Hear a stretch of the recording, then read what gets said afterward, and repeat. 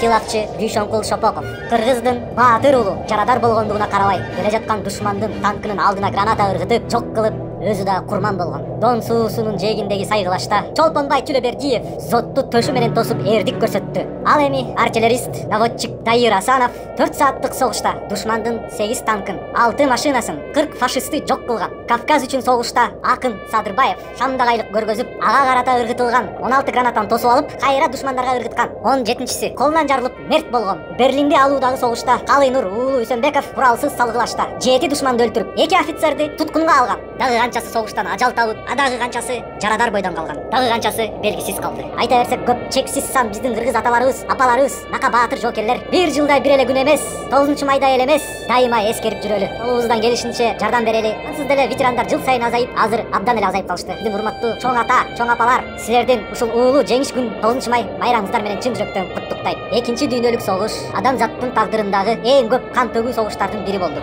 Согуштун жүрүшүндө 27 миллион советтик киши навод болгон. Кыргызстандан фронтко 360 миңден ашык жоокер аттанып, алардын 80 миңден ашыгы кайтпай калды. 73-ү Советтер Союзунун баатырын наамын алышса, 100 миң жоокер ар кандай орден медальдар менен сыйланды. Бул Совет Республикасынын жеңишке аябагандай оордук менен жетишкендигин кабарлайт.